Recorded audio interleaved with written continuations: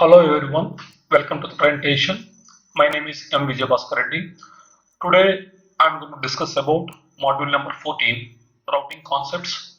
For this module, I am going to use the material switching, routing and wireless essentials version number 7.0.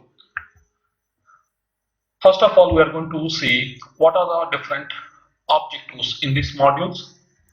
So for 14.1, path determination, explain how routers determine the best path. 14.2, packet forwarding, explain how routers forward packets to the destination. 14.3, basic router configuration review. Here we are going to learn how to configure the basic router settings. 14.4, IP routing table, describe the structure of routing table. And 14.5, static routing and dynamic routing. Here we are going to learn when we have to configure the static routing and when we have to configure the dynamic routing. Finally, we are going to compare both static and dynamic routing concepts. Before entering the first objective, you must learn some basic concepts about the router. First of all, why we need a router in a network? We need a router in a network to interconnect different networks. So that's the first topic here. Why routing? A router is responsible for routing the traffic between networks. Each router has multiple interfaces. Each interface is connecting with a different network. That is the second point here. Router can connect multiple networks with the help of multiple interfaces. From this topology, PC0 is connecting with router R1 with the interface G0/0, and PC1 is connecting with this router R1 with the interface G0/1. Here we have to learn what is an ingress port and what is egress port. So what is ingress port? For example, PC0 is sending a packet to PC number 1. So if PC0 is sending a packet, the packet coming in or towards the router R1 with the interface G0/0. Once the packet received by the router R1, it will check the routing table and forward the packet to PC1 with the exit interface G0/1. So what is ingress port and what is egress port? The packet in that port, we are going to say ingress port. The packet out, that port, we are going to say egress port. So the incoming packet on which port the packet is coming towards the router, that port is called ingress port. From which port the packet is exiting the router, that port is called egress port. Next, the routers are computers. Yes, routers are specialized computers containing the following components to operate. First one is CPU, central processing unit. Every router contains a CPU, central processing unit. I'm going to discuss about how the CPU is going to work later in this chapter. And also the router is also contain the operating system. In Cisco, we are going to say the router is going to use Cisco IOS or this one. Okay. So next one is every router contains memory and storage, that is RAM, ROM, NVRAM, flash and hard drive. So the point here is the routers are specialist computers. It contains CPU, operating system as well as memory and storage devices. Now we are going to look in deeper what is this memory and storage device are there. Okay. Now we are going to see RAM, ROM, NVRAM and flash memory. In memory concept, there are two names: volatile memory and non-volatile memory.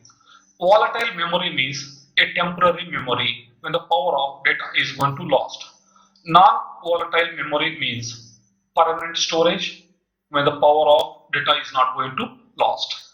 First of all, any device, if you want to work, you need operating system. So like that, the router also need operating system. This operating system, we are going to say Cisco IOS. Where is this IOS is there? In which memory? The Cisco IOS is going to reside inside the flash memory. So the flash memory is a non-volatile memory that provides a permanent storage. So what is there inside the flash memory? The flash memory contains IOS and other system related files. Once if you power on, the IOS is going to be loaded inside the RAM. So from once you power on your device, the Cisco IOS is going to load inside the RAM, random access memory. So what is RAM? RAM is a volatile memory. It means a temporary storage device. So there are different components is there inside the RAM. The RAM is going to maintain the running operating system, that is running IOS, the running configuration file, that is what running -, configuration file, and your IP and ARP tables. It means IP routing tables and ARP tables both are part of RAM. Please remember this one. I'm going to repeat end of this chapter. And also it contains packet buffer. So RAM is a volatile memory. It contains running operating IOS, running configuration file, IP routing and ARP tables, and packet buffer. Next one is ROM, read-only memory. It is a non-volatile memory. It means a permanent storage device. It contains the boot-up instructions, basic diagnostic software, and limited IOS. Next one is NVRAM, not volatile random access memory.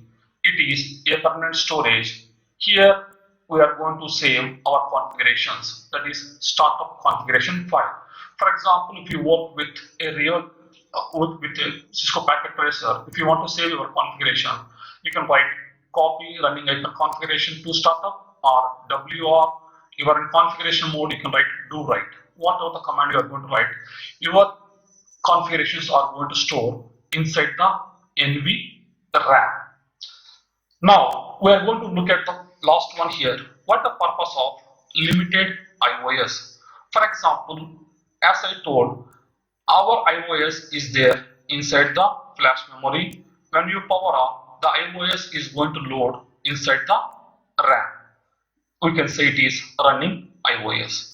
For example, this IOS is corrupted. Okay, I want to back up my data. That time we are going to use this limited IOS. The limited IOS, it is available inside the ROM. For this, how the router is going to boot, we are going to see in the next slide. Now, the router boot up process. First of all, power on self-test.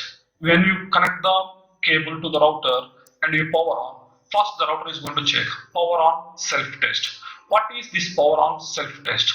In power on self-test, the router is going to check all its hardware components are working properly, all its interfaces are working properly, everything it is going to check on post operation, power on self-test. Once everything is ready, then the router is looking for IOS. As I told, the IOS is there in flash memory. So immediately the router is contacted the flash memory. For example, the IOS is there in flash memory. If it is yes, it will load the IOS. Where it is going to load? The load IOS means it is RAM.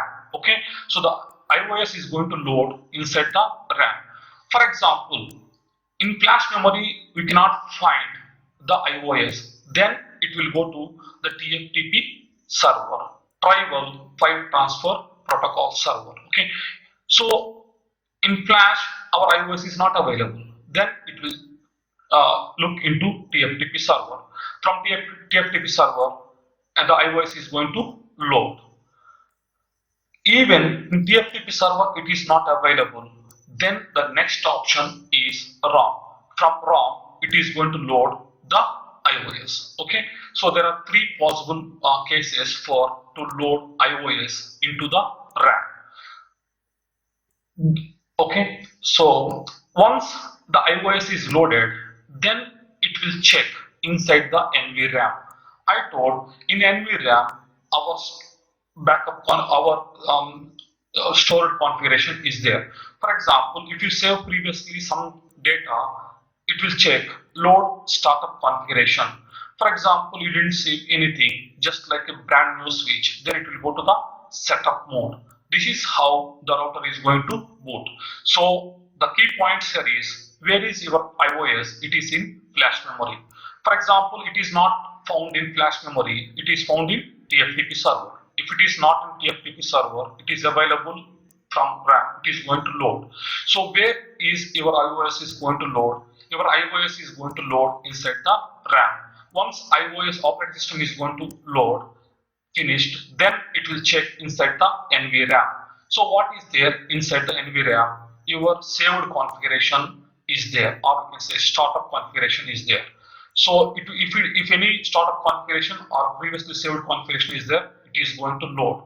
For example, there is no startup configuration, it will go to the setup mode. This is how the router boot process is going to work. So these are the basic concepts you must know before entering the different concepts. Now, our first objective is 14.1, path determination. You see here, we are going to learn again the basics of router. What are the two functions of a router? What are the two primary functions of a router? First one is, the router determines the best path and forward the packet to their destination. So the first primary primary function is to determine the best path. So how the router will determine the best path? As you learned in CCNA 1, the switch is going to maintain the MAC address table. Like that, the router is also going to maintain a table. That table is called the routing table. So the router is going to maintain the routing table. Based upon the routing table, we can forward the packet to their destination.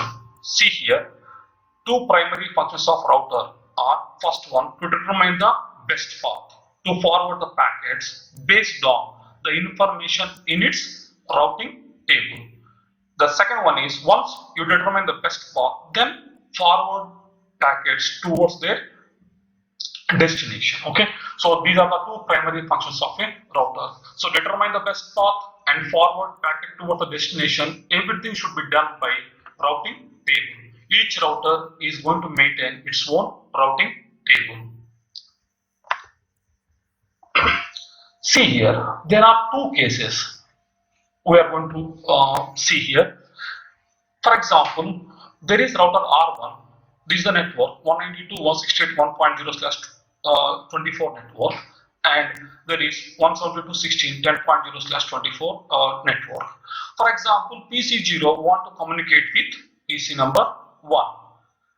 You see here, the source network is connecting with this router R1, and the destination network is also connecting with router number R1. Means the source network and the destination network both are connected with router R1. Means your destination is directly connected with router R1. See here, the interface that router uses to forward any packet may be final destination. So it is the final destination. This is the scenario number 1. It means your destination is directly available in the router itself. So the source and destination both are the same router. So how the router will forward? By using this the IP routing table. So show IP route command. You are going to learn about this one more detail later. Okay.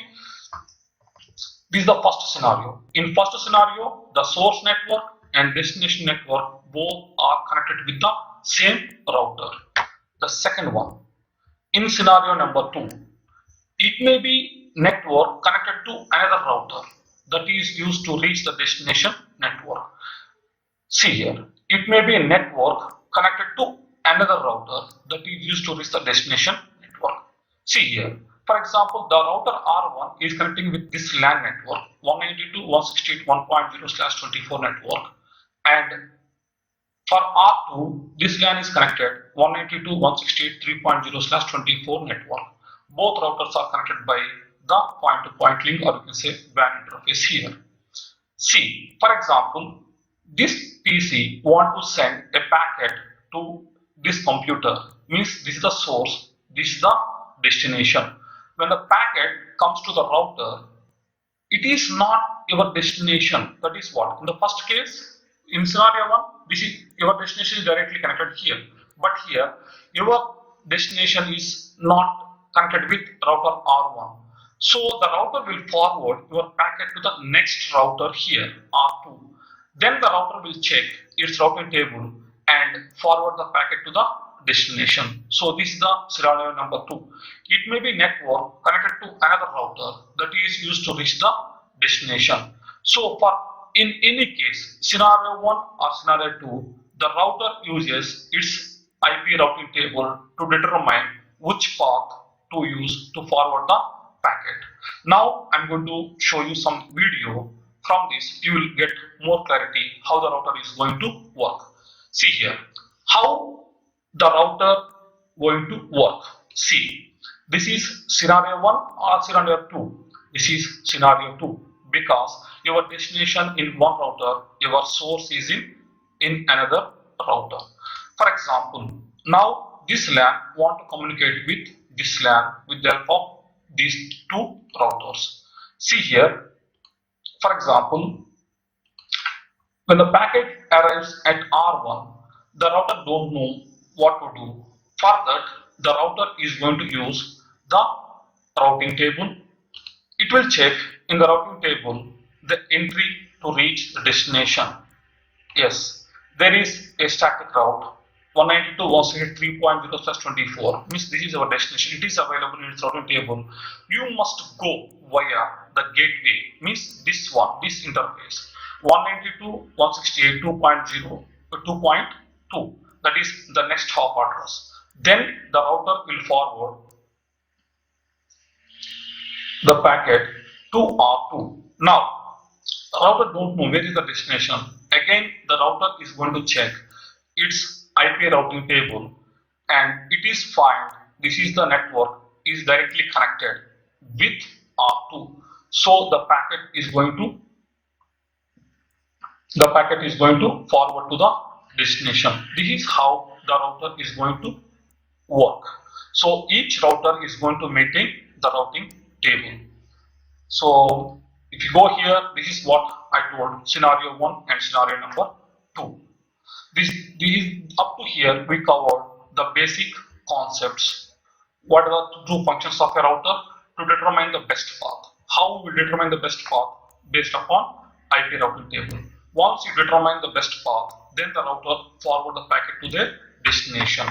In scenario 1, your destination may be the same directly connected network, or yours in this situation, the scenario 2, the destination may be in another router.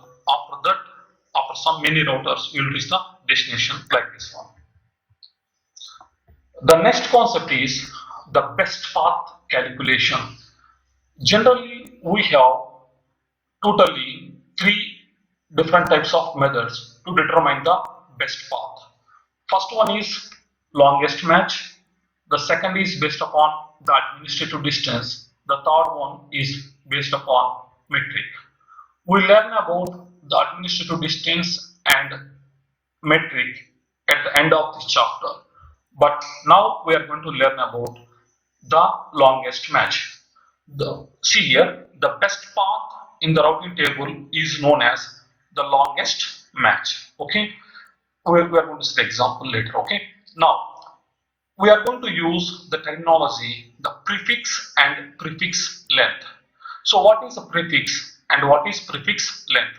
Prefix means the network address. Prefix length means we will say the subnet mask value, something like this one. See here, for example, 192.168.10.0. This is called the prefix or network address. /26, /25, /24. These are called, we are going to say, the prefix length. Okay, so what is prefix and prefix length? The longest match is always the preferred route. Okay, now we are going to see the example for this one. For example, you see this table here. Your destination address is 172.16.0.10 network. Okay, so if you convert this one into binary, this is the number of bits. Now, if you check the routing table, in routing table there are three routes are there. You can see three routing table entries are there. 1, 2, 3. If you check this routing table entry, see the network or prefix here 172.16.0.0, 172.16.0.0, 172.16.0.0, but the prefix lengths are different. See where we can use this longest match condition. We can use this longest match condition where the networks are same in your routing table entry. In this kind of situation only we can use the longest match. Now if you check /12 means 12 bits. So if you, this is the destination binary bits, and /12 means 8 bits, 9, 10, 11, 12 bits, up to here only. It is the matching up to here. This second one is /18. So 8 plus 8, 16 plus 2 means 18 up to here. This is also not longest match. Now we are going for /26. So 8 plus 8, 16 plus 8, 24 plus 2, 26. See, compared to these three, /12, /18, /26, which one is the longest? This is the longest match. So we will prefer, this is the best route. Okay, so /12 means up to here, /18 means up to here, /26 means up to here. So the longest match is this one.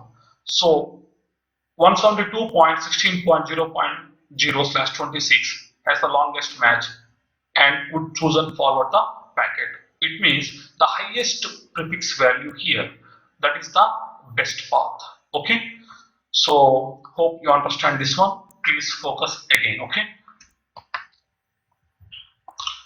next one is we are going for the IPv6 longest match. If you want to calculate the IPv6 longest match, you have awareness about IPv6 address as you learned in CCNA1. The IPv6 address is 128 bit and each one, the block size is 16 bit. So if you check the destination address here, 2001 global unicast address, okay, colon DB8 colon C000 double colon. See here, the IPv6 address is divided into two parts, prefix plus subnet ID and interface ID, like this one, means like a host and network.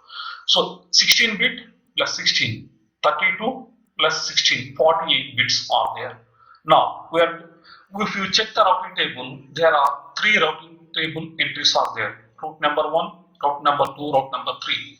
See here, 2001 DB8 C00 double colon /40, 2001 DB8 C00 double colon /48, 2001 DB8 C00555. See here, as I told previously, the network here should be same. Then we will check the prefix length for longest match. Same condition here also applied. See here, if you check these two, these three, this one is not supporting at all because you see your destination 2001 DB8 C00 up to here only. So the same network here, like here, okay, but this is different. Okay, 555. That's why does not match 64 bits. It is automatically removed. Now we are going to compare these two. So why? Because this is matching with your network here. So 2001 DB8 C000, 2001 DB8 C000. If you compare these two only, see here 16 plus 16, 32 plus 4, 36 plus 4, 40 /40 match only 40 bits. But if you go for this one, 16 plus 16, 32 plus 16, 48. So match 48 bits. So the longest match is this one. Okay. That's all about the longest match for IPv6.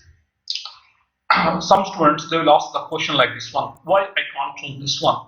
You cannot choose because it contains your global unique address is this one, 2001 DB8C00. This is your destination IPv6 address. So you have to choose only this part. Okay. So in routing table entry, just only this part and this one. This one automatically we are not going to consider at all. That's why just we are going to compare these two. The highest prefix always the longest match. Okay. Could you remember this one? Okay. That's all about the IPv6 longest match example. That's all about our first objective 14.1 best path determination. Next one, 14.2 packet forwarding. How the router is going to forward the packet. Okay, so packet forwarding decision process. See here, if they are giving some steps and this they are given. Okay, for example, this is the router. Each router will maintain its routing table. See here, when the packet comes to the router, what the router is going to do? The router is going to de-encapsulate the packet, check the destination MAC address. This destination MAC address, when the packet comes to the router is going to de-encapsulate the packet and check the destination IP address. If the destination IP address is found in the routing table, then it will forward. For example, the destination IP address is not available or destination network is not found in router IP routing table, that packet is going to send to the trash. Okay, means the packet is going to be dropped. See here, no match routing entry in routing table include no default route. Automatically the packet is going to be dropped. This is the first case. So when the packet received by the router will open the packet, de-encapsulate the packet, check the destination IP address.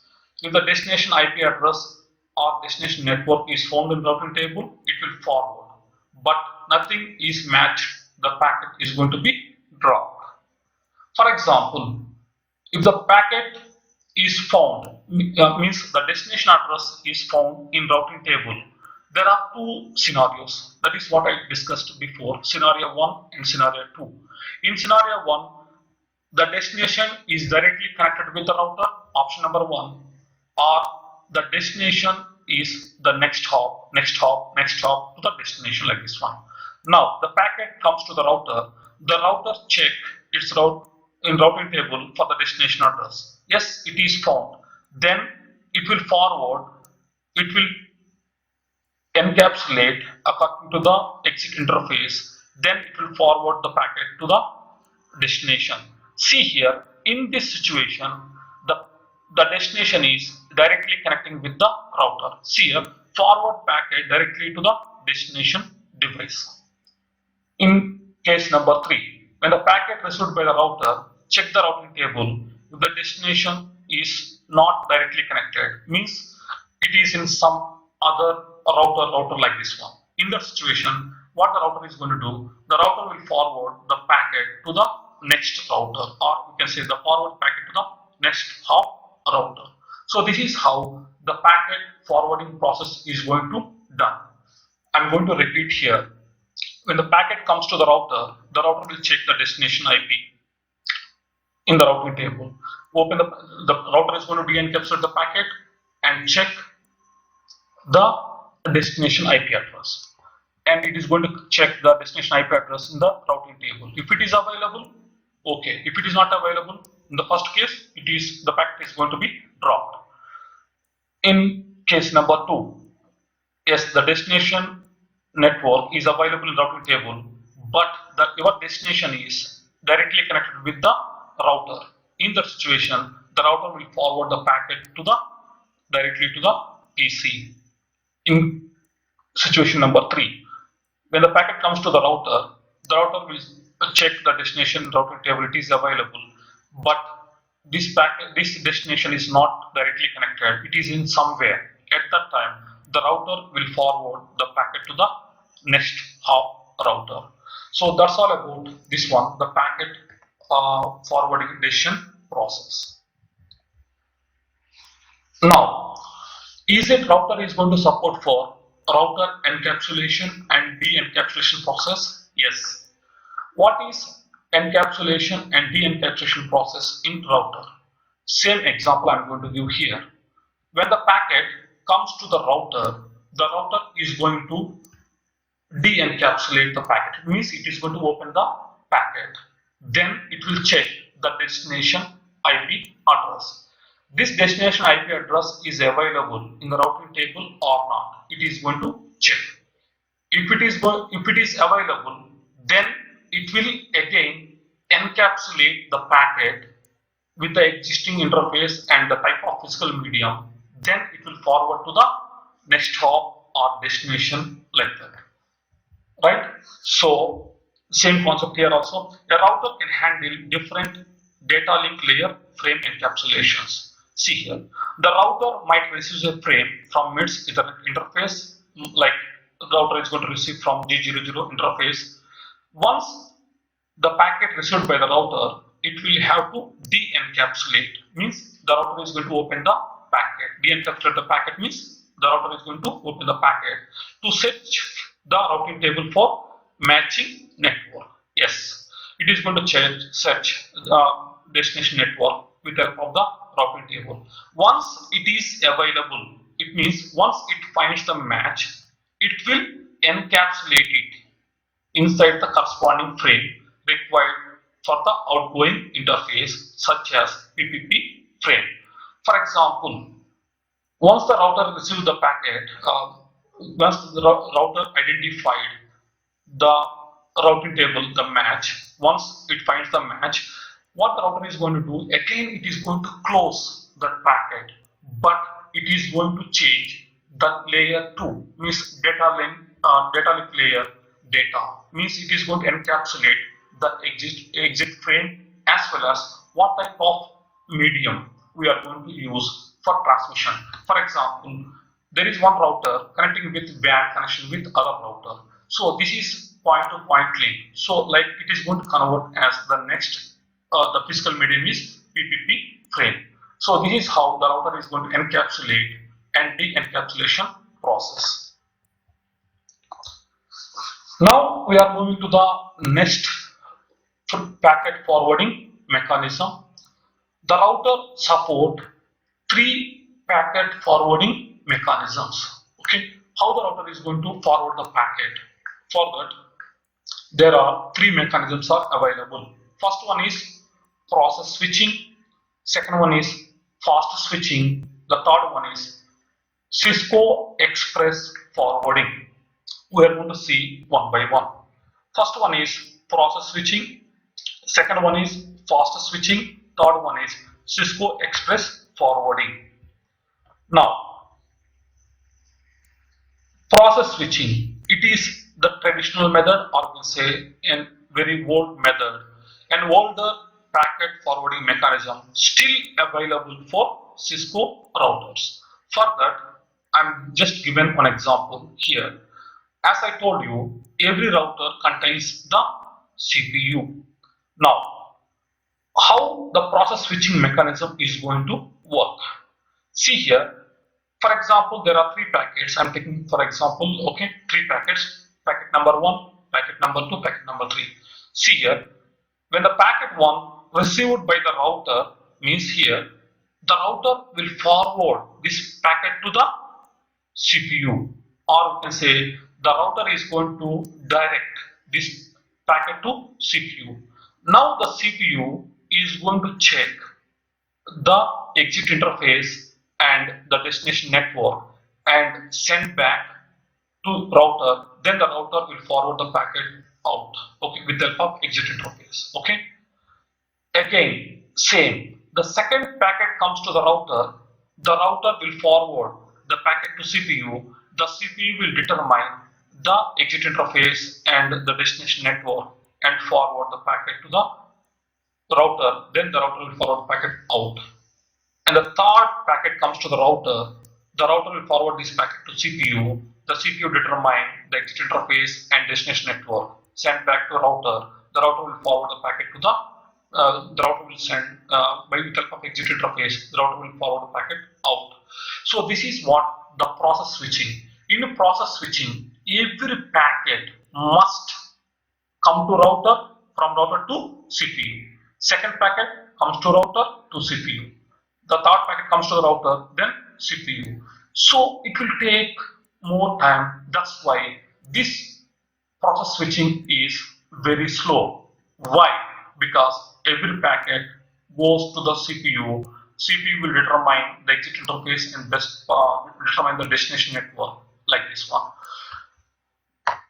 Same thing we are given here, the packet forwarding mechanism contribution by Cisco. This is the table. First packet comes to the router will forward the packet to the CPU determine the exit interface and the destination network and forward, then the router will forward to the egress port. So packet in, packet out, that is the egress port, like this one, okay? So it is important to understand router does this for every packet. So every packet must go to CPU, that's why it is very slow, even if the destination is the same stream of packets, okay? The second one is fast switching. In fast switching, they improved bit with the help of cache. Okay, they created the fast switching cache here. Fast switching, another old packet forwarding mechanism, which was successor to process switching. Fast switching uses fast switching cache to store next hop information. See here, for example, I am sending the first packet here. The packet comes to the router, same like process switching, the router will forward the packet to the CPU. The CPU determines the exit interface and destination network, and then it will inform to the router. Then the router will send the packet out. So this is like old process switching mechanism. But from second packet onwards, when the packet comes to the router will not send to CPU. The packet directly sent by the router directly sent to the destination. The third packet comes directly sent to the destination. Why? Because when the first packet comes, it is going to store in cache the path. From second packet, third packet, fourth packet, fifth packet directly sent it by the router. It is not going to send to CPU. So compared to process switching, this process is a bit better method, bit fast compared to process switching. So in fast switching, we are going to maintain fast switching cache. And some of them have a doubt. What is this one? Okay. Again, I'm going to give one more example. For example, I want to move from location A to location B. So the first packet I send, it comes to the router, it will go to the CPU, from CPU to the router exit interface, like this one. But same source, same destination, the second packet comes, that time the router will not send to CPU. Directly the router forward the packet to the destination. Third packet comes to the router will use the cache and forward the packet to the destination. This is what the fast switching mechanism. You can see here one more, the Cisco is provided this one, fast switching. In fast switching, the first packet comes to the router, that is what ingress interface, then it will send to the CPU, then send out. But from second packet onwards, directly sent by the router directly. So if another package going to the same destination arrives on interface, the next hop information in cache is the cache information is reused without CPU intervention. Okay, that's all about this one, the packet, the fast packet forwarding mechanism. The third type is recent and we are using nowadays is Cisco Express forwarding. Most recent and default Cisco IOS packet forwarding mechanism. How it is going to work? The Cisco Express forwarding builds two tables. Okay, forward information base and adjacency table, like routing table. This just in routing table, these two are there. Okay, so forward information base and adjacency base. See here, in CEF, Cisco Express Forwarding, the router is going to maintain the FIB, forward information base and adjacency table. When the first packet comes to the router, before the router will send to CPU. Here, the router will not send to CPU at all. First packet comes to the router, it will check. The router is going to look inside the FIB and adjacency table and forward the packet. Second packet comes, again check the table, forward it. Third packet comes, the router will check the table and forward it. So this is what Cisco Express forwarding. It means like a routing table. The router will check inside the routing table and forward the packet. The router will check inside the router table and forward the packet to the destination. So this is the very fast. Why? Because the router is not going to forward the packet to the CPU at all. Okay. So in first case, in process switching, every packet should go to the CPU. In second case, only the first packet will go to the CPU. From second packet onwards, directly sent by the router. In third case, nothing, no packet is sent to the CPU. Further, what is the technology they used? Routing table. In routing table, what is there? The forward information base and adjacency table. Everything is there. So the router will look into the routing table, or say FIB and adjacency table, and forward each packet to the destination. So compared to these three, the Cisco Express forward method is the latest one and most recently used, and by default the latest Cisco iOS supporting for this CEF forwarding process. So same example they are given in Cisco. When the packet comes, no CPU, directly it will forward to the ingress and by looking into the FIB and adjacency table, and it will be forwarded like this one. Okay, second packet, third packet, fourth packet, like this one. Okay, right. That's all about 14.2. This one. Okay, so I'm going to review what we learned in the 14.2 objective one time. Right.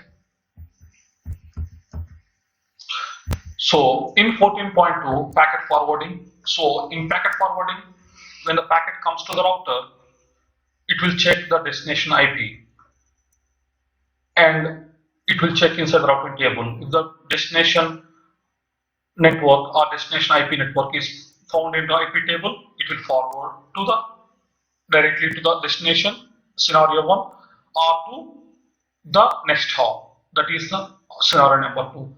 Nothing is found, it will send the packet is going to be dropped. So what is encapsulation and de-encapsulation here?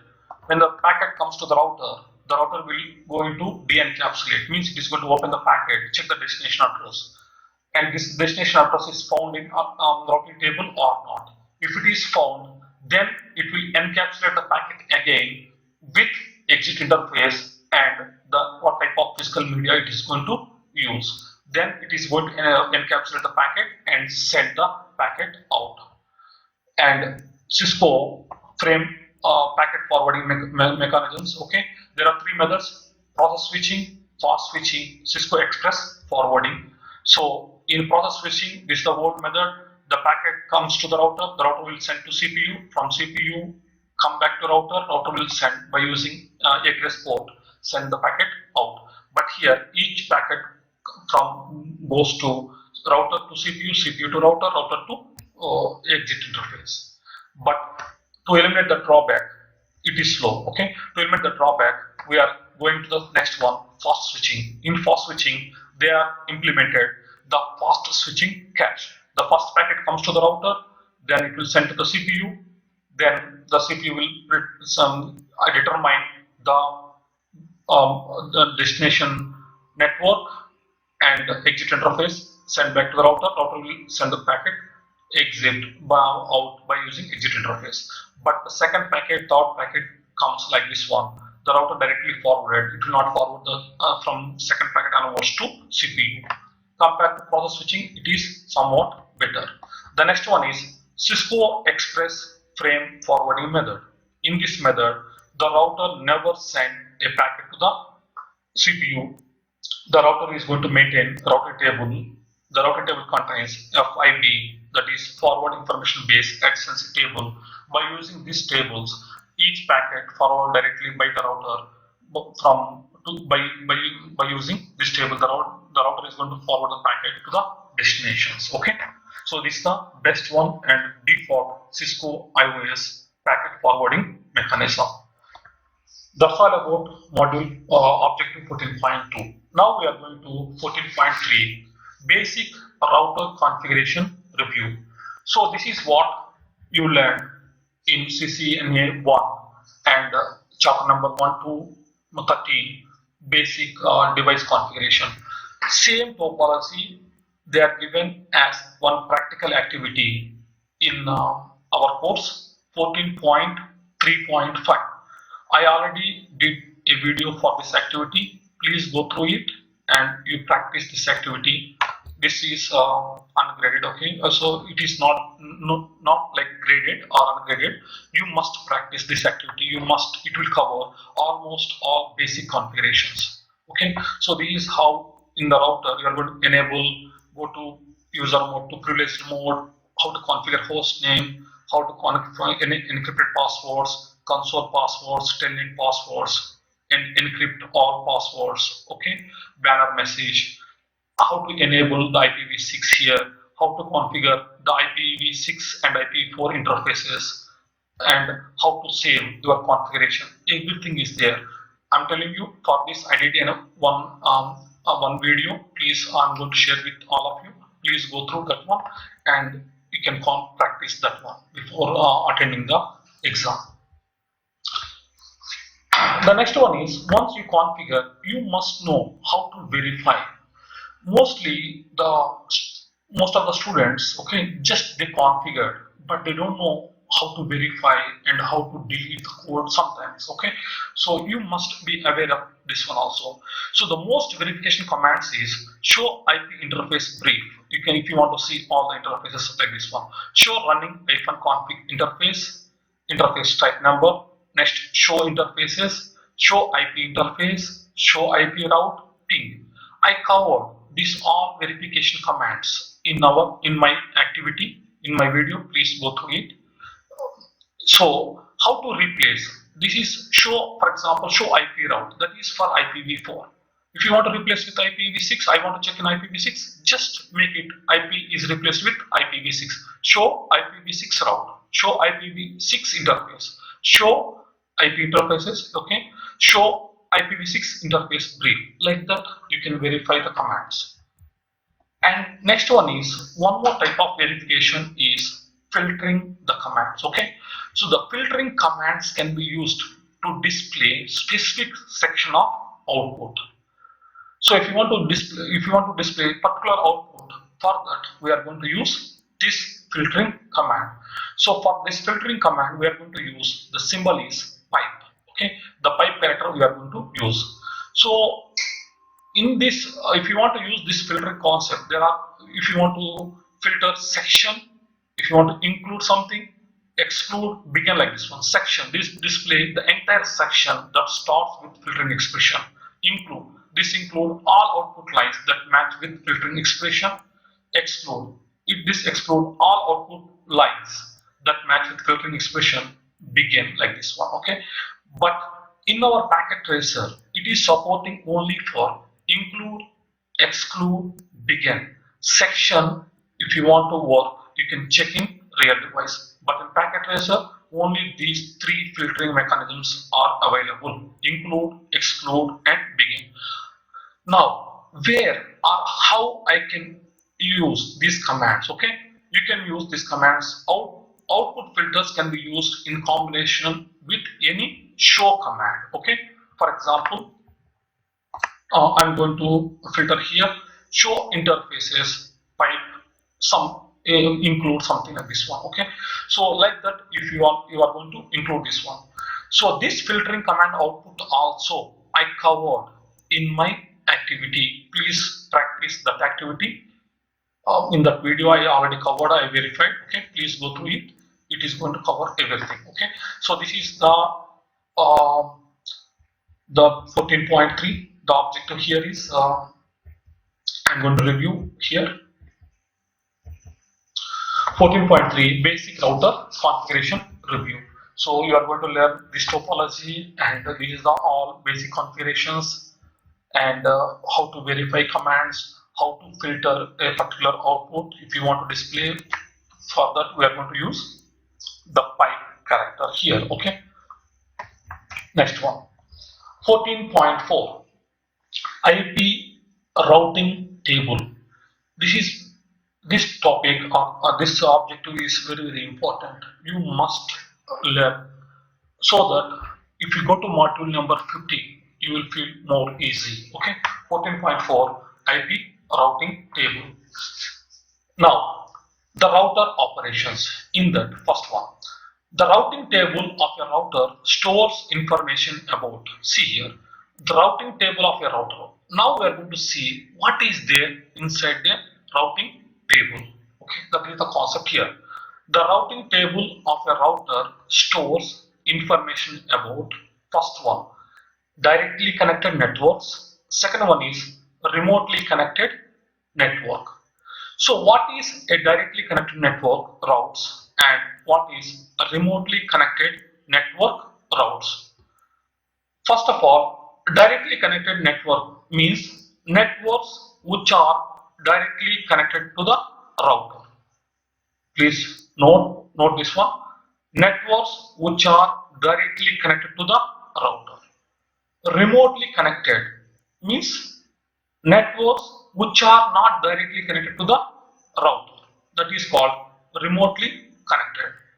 Okay, so directly connected and remotely connected. For example, I am your instructor, you are with me. You can say that we are directly connected. For example, I am your instructor, I am in one location, you are in another location. We will say it is remotely connected network. So directly connected network means networks which are directly connected to the router. Remotely connected network means networks which are not directly connected to the router. See here, the routing table contains both directly connected networks and remotely connected networks. For that, we are going to use different techniques like static dynamic routing. We are going to see later. Okay, so the routing table is a data file in RAM. So where this routing table is going to be stored, that is what I covered in the memory concepts. Routing table and ARP table is going to store inside a RAM. Okay, so routing table is a data file in RAM that is used to store information about directly connected and remotely connected networks. Okay, now I'm going to give one packet tracer activity. You will understand what is directly connected networks, what is remotely connected networks. Okay, now I'm going to this packet tracer topology, and now I want to learn which one is a directly connected network and which one is remote networks. Okay, for example, first you must understand this topology. There is two routers, R1 and R2. R1 is connecting with one LAN network here, and R2 is connecting with another LAN network here, and these two routers are connected by WAN link. This is the network. Okay, so the R1 LAN is connecting with the network 192.168.10.0/24 network, and R2 is connecting it to the LAN network 172.16.10.0/24 network. Now the R1 and R2 are connected with the WAN link with the network 10.10.10.0/30. Now we are going to first learn at R1. Okay, now I am at router number R1. From here, what are the directly connected networks? What are the remotely connected networks? Now I am at R1. I am going to check what are the connected or directly connected networks. Okay, so first of all, we have to identify what are connected or directly connected networks. See here, sometimes we are going to use the word connected, sometimes we are going to use the word directly connected. Both are same. Connected, directly connected, both are same. Okay, now See here, this R1 router is connecting, see here, this interface, this one. So how many cables are connected? Two cables. This cable is LAN cable, this cable is WAN cable. Means this is connected and this is connected. How many connections are there? Two. So we will say there are two directly connected networks are there. Okay, two directly connected networks are there. Okay, so what are they? See, R1 is connecting with this network. What is the network? 192.168.10.0, 192.168.10.0 slash 24 network, right? And also R1 is connecting with this network. Okay, so 10.10.10.10.0 slash 30 network. Okay, so connected or directly connected. Okay, so how many networks are there? Two directly connected or connected networks are there. What are they? So this is connecting, R1 is connecting with this network and this network. So 192.168.10.0 slash 24 and 10.10.0 slash 30 network, right? That is the first one, how to identify the directly connected networks. Next one is remote networks.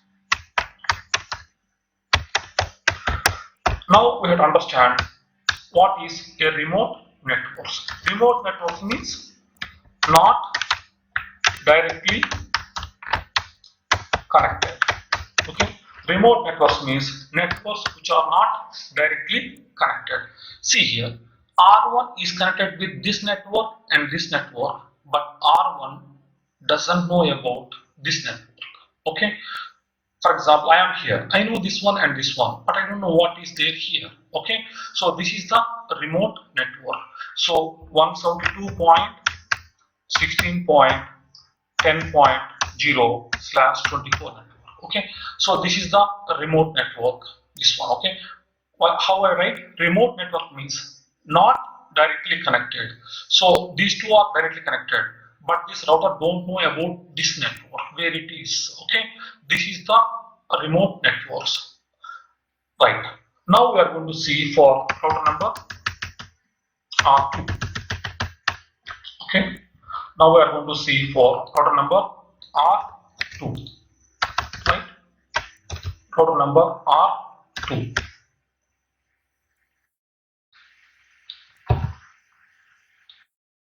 Right, okay. Now I am at router number R2. How many direct connected networks are there, or connected networks are there? See here, R2 is connecting with this network as well as R2 is connecting with this network.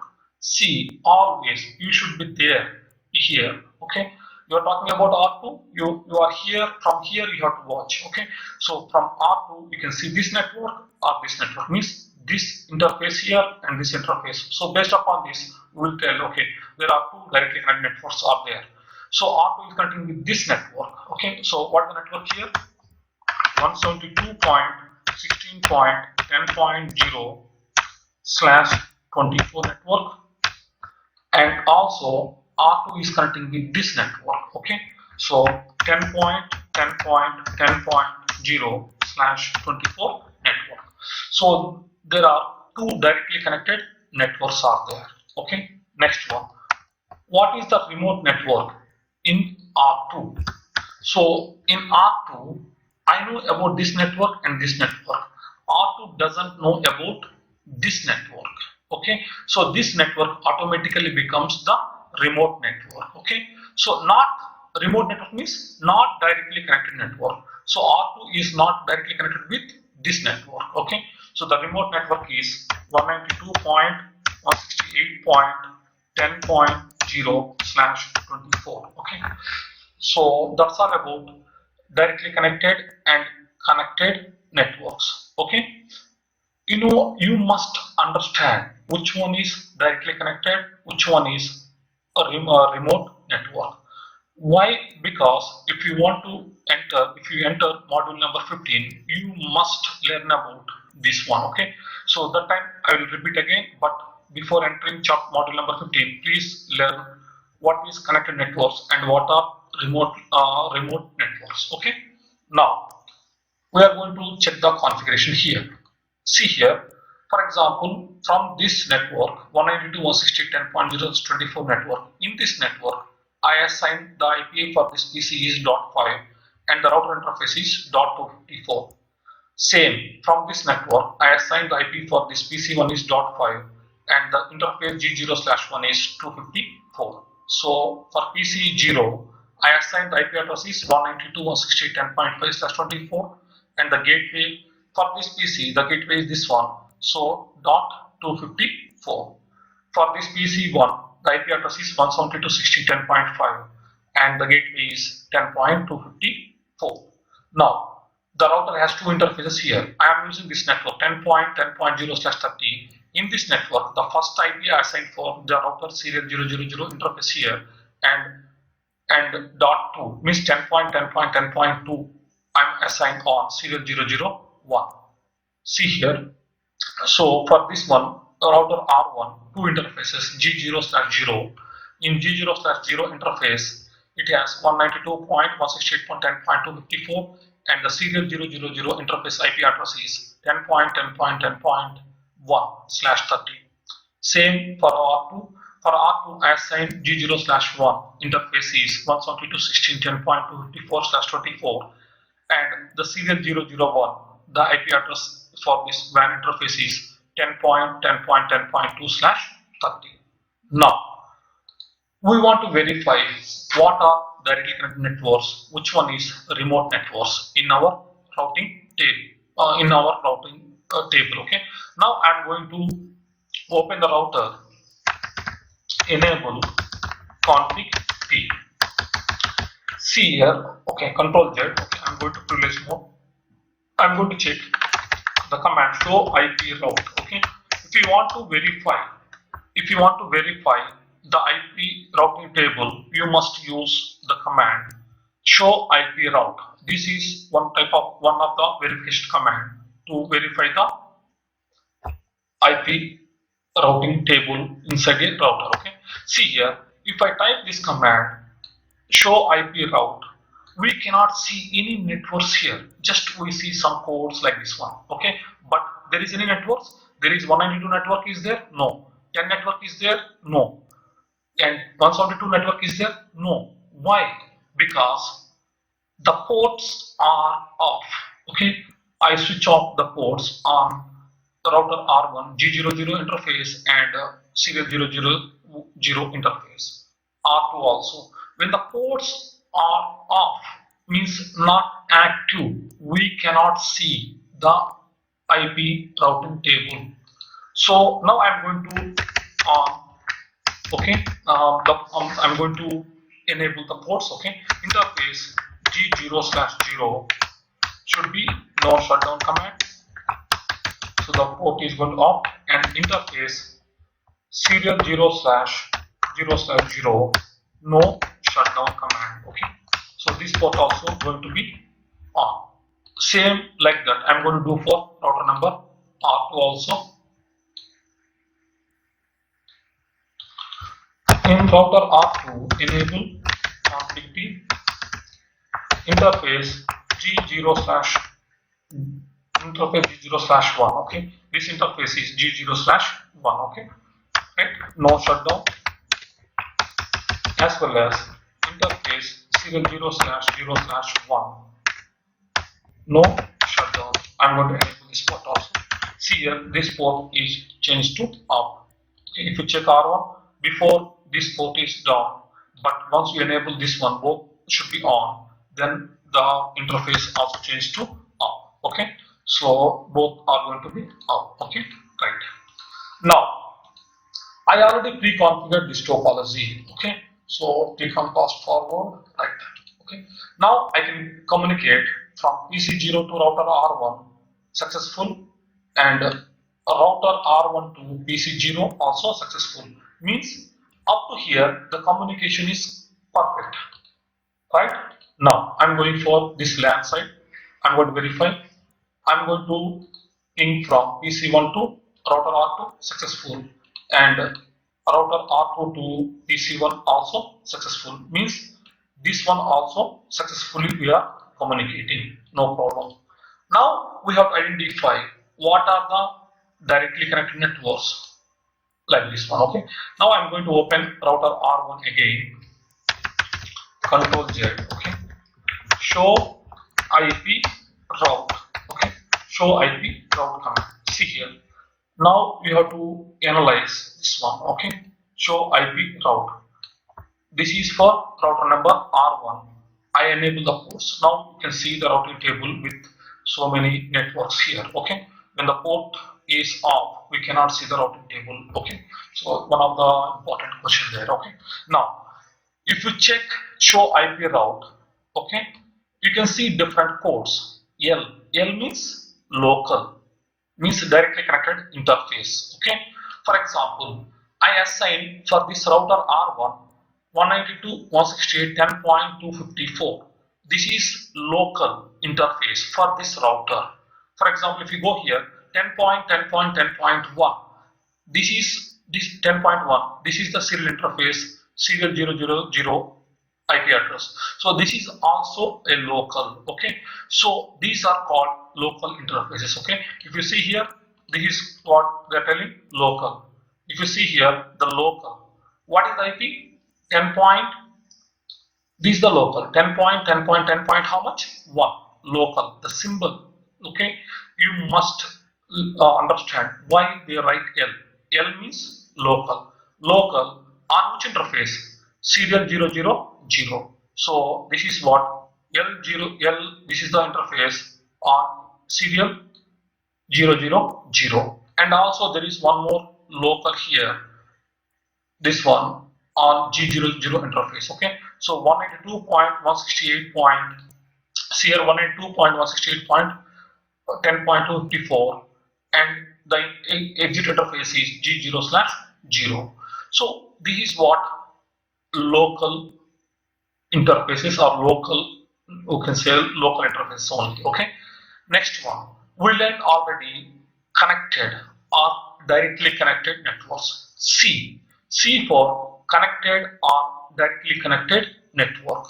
See here, R1 is connected with two directly connected or connected networks, 192.168.10.0 and 10.10.0 slash 10.10.10.0/30. So how many connected? 2. So you can see here 2C, C1 and C2. So C means connected. What is the network? 10.10.0/30. It is connecting on this interface is serial 000, and also the network connected, directly connected network, one more network is 192.168.10, and the interface is G0/0/0. So this is how you will learn what is L, what is C. L means the local IP address, what we are configured on the router interface. Okay. Now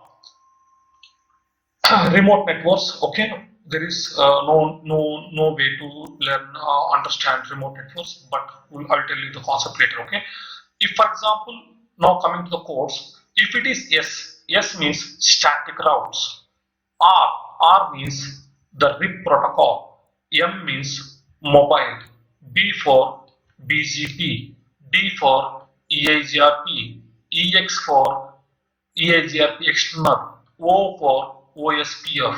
For example, I configured in between these two OSPF protocol. You see O here. If I configured static route here, you can see S here. Like that, you have to understand. Okay. Now, right. Now, as we tested, we are able to successfully communicate between this local network and this local network. Now I try to ping from PC0 to PC1, failed. From PC1 to PC0 also failed. Why? Because this router, we didn't tell where is the remote network, how to go to remote network. Because for our R1, this is the remote network, right? But this router doesn't know how to reach that remote network. For example, I try to ping from PC1 to PC0. Even this router doesn't know how to reach this remote network. Okay, so in this situation, we are going to use the static routing or dynamic routing concept. Okay, So I will come back to this activity. Before that, I'm going back to theory. I'm going to repeat again. Okay. See here, the routing table of a router store information about directly connected networks and remotely connected networks. Okay. Networks which are directly connected to the router are called directly connected networks. Remotely connected networks means networks which are not directly connected to the router. So the routing table is going to store inside the RAM in a router. Okay. Now, what are directly connected networks? The networks which are connected to the router itself is called directly connected networks. A router adds a directly connected route to its routing table when an interface is configured with an IP address and it is activated. That is what you have to see. If it is activated, only you can see in routing table. For example, if it is in shutdown mode, you cannot see anything. A directly connected network is generated by the status code of C. That is what I showed before. Okay, and the routing table contains the local router for which directly connected network, that is L. Local interface is represented by L. Okay. This is what the same topology. This is what directly connected networks for R1. This is the remote network for R1. This is what you learned. Show IP route, local, connected, S for static, R for RIP, M for mobile, B for BGP, like this one. C means connected networks, means directly connected networks. L for local interface, what you are configured. Next one is a remotely connected network. The networks which are not directly connected to the router are called remote networks. Okay, networks are not directly connected to the router are called remote networks. To reach remote networks, we can use either static routing or dynamic routing protocols. Okay, now we are entered to the static and dynamic routing scenario. Okay, so how the router is going to reach the remote networks? Okay, we have to configure or we have to use either static routing or dynamic routing. According to the syllabus in CCNA 2, you learn only static routing. The dynamic routing protocols you will learn in detail in CCNA 3, means next module. Okay, but in this CCNA 2 module, you learn only static routing concepts. But for your understanding, I'm going to configure how to configure static routing and dynamic routing protocols. Both I'm going to show you. Okay, so to reach remote networks, we can use either static routing or dynamic routing protocols. Okay, now I'm going back to the activity here. See here.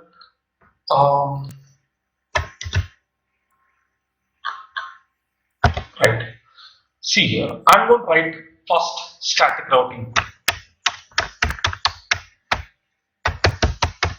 I'm going to write static routing, router number R1. Okay. So how to write the static routes? Okay. This is what in next chapter, but I'm going to do the example. We are going to use the, if you want to write the static route, we have to use the syntax IP route. Okay. So by using this syntax, we can write the static route. Okay. IP route. Okay. And followed by, see here, R1, these two are connected, but R1 doesn't know only about this network. So this network is 172.16.10.0. So 172.16.10.0 slash 24 means subnet mask 255.255.255.0. Now I'm going to use different ways are there. We'll study in next chapter only. But now I'm going to write the exit interface here. For R1, the exit interface is this one, serial 000. This is the exit interface here. Serial 0/0/0, right, like this one. That's all about the static route. So what is there inside the static route? The static route, the keyword is IP route, the remote network with subnet mask, followed by the interface or gateway or next hop address, whatever you want to view, you can view. But I will discuss this one later in chapter number This is module number 15, okay, in this next chapter only, okay. So this is how you write the route in static route in R1. Now I'm going to write the static route in R2. So if you write the static route in R2, R2 knows about this network and this network. R2 doesn't know about this network, means only one remote network is there. What is the remote network? 192.168.10.0/24. So now I'm going to write IP route is the command, and 192.168.10.0/24, 255.255.255.255.0. See here, for R2 the exit interface here is serial 001. So I'm going to write serial 0/0/1. Okay, so now I write two static routes, okay, one for R1, one for R2. Now for R1, how many static routes are there? Only one. Why? Because we have only one remote network. If you have two remote networks, you have to write two routes. You have 10 remote networks, you have to write 10 routes. That is the digit what is here. For example, R2.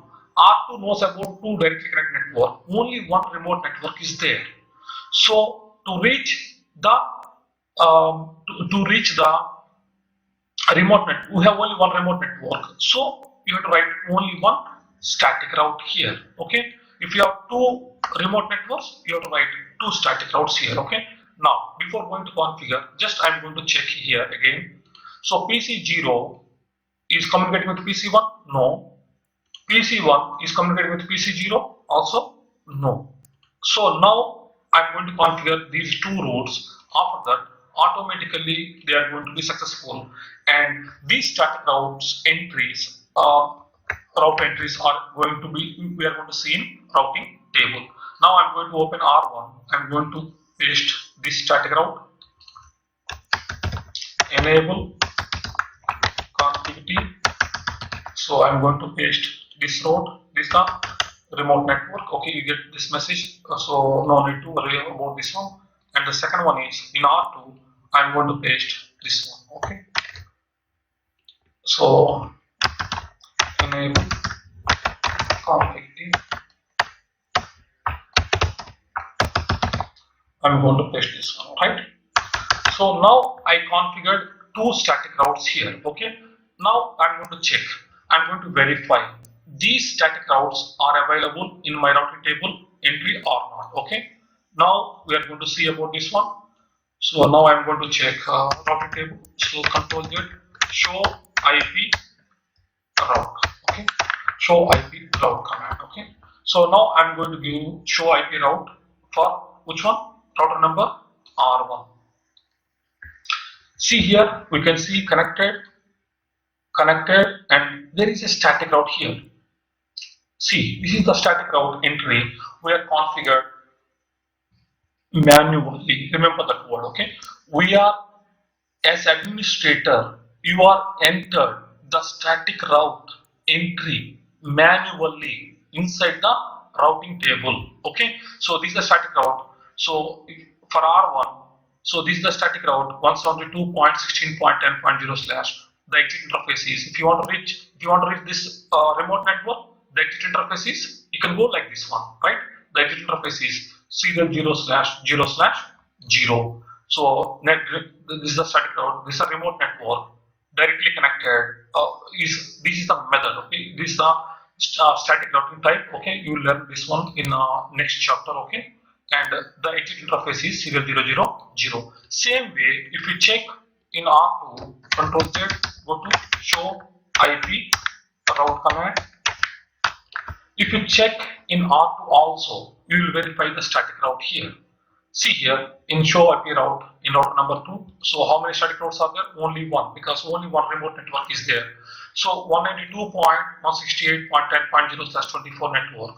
It is the exit interface for to reach this remote network is serial 001. Now, yes, this router knows how to reach this network. This router knows how to reach this network because we have configured the static routing.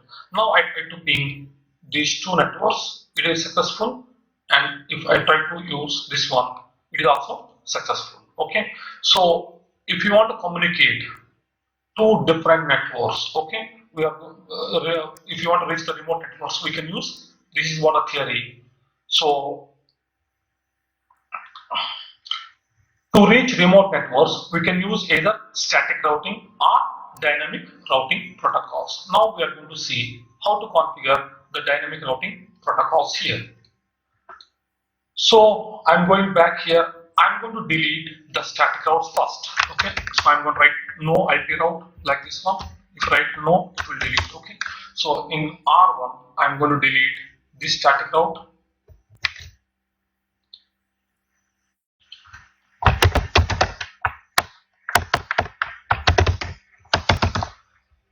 Okay, right, I am deleting this static route. In router number R2 also, I'm going to delete the static route here. Okay, so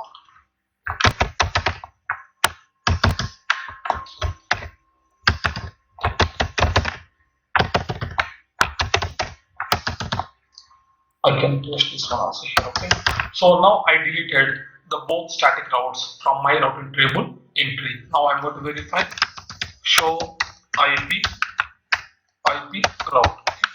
So see here the static routes now both in router R1 the static routes are deleted. Okay, even for R2 also if you want to verify Ctrl Z show IP route. Show IP route command. Okay, so it is also deleted. Okay, so no static routes are available. Now I am going to configure the dynamic routing protocol. That is the if you want to use, you can use static routing or you can use dynamic routing. In which context we have to use static routing? You are going to learn in next slides. In which context you are going to use dynamic routing? You are going to learn in the next slides. But as of now, you learn how to identify directly connected networks, how to identify remote networks, how to configure the static routes. Okay. Now we are going to configure the dynamic routing. Now I'm going to configure the dynamic routing protocol RIP between okay R1 and R2. Okay. So now I'm going to use which protocol? RIP. Just for understanding, I'm going to configure. Okay. But these protocols you are going to learn in module number CCNA 3. Okay, so RIP means routing information protocol. Routing information protocol. Okay, so RIP protocol we are going to configure between router number R1 and R2. First, I am at R1. Okay, I am here. Okay, so by default there is no protocol is enabled inside the router. First I am going to enable the router with RIP protocol. For that we are going to use the command router RIP. Okay, and we are going to use the networks. R1 is connecting with this network and this network. Okay, so I'm going to write so router RIP command is used to enable the RIP protocol. Okay, now this is connecting with network 192.168.10.0. That's it. No need for subnet mask in RIP protocol. Okay, and also we are connecting with one more network 10.10.10.0. That's it. Okay, that's all about RIP configuration. Okay, in router number R1. So router RIP, the network is 192.168.10.0 and 10.10.10.0. Means see in static we use remote network. But in protocols, not like that. We use connected networks. Okay, that is one more difference. Okay, now I'm going to configure this one in R1. Same thing. What is there inside router number R2? Now we are going to see the configuration, the RIP configuration for router number R2. So here also I'm going to. There is no protocol is enabled. First I'm going to enable router RIP, and it is connecting with two networks. 172.16.10.0 network and one more is 10.10.10.0. So it is the router 2 is connecting with this network and this network. Now I am going to configure the protocol in R1 and R2. So these are the commands I am going to configure. If you want, I will go directly here. I will configure from here. So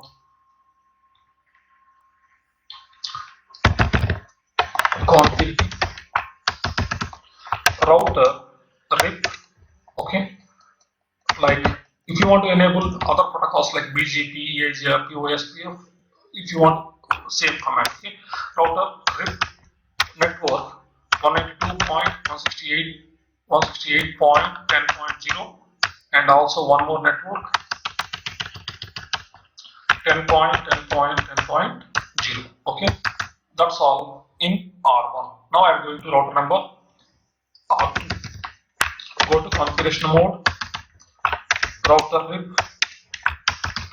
network 10.10.10.0 as well as network 172.16.10.0. Okay, see, if you write first this network or this network, no problem. Inside the protocol, these two networks should be there, that's it, okay. If you write first this network or second this one, no. If you write first this one, second, no problem. You can write any order. Order is not the issue here. Inside this protocol, both networks are there or not there. That is the only concern here, okay. Now I am going to router number R1. I am going to verify my routing table, show IP route, okay. I am in R1, I am going to use show IP route command, okay. See here, in R1, R for which protocol? RIP protocol, okay. See here, R is there, okay. So this is what this is.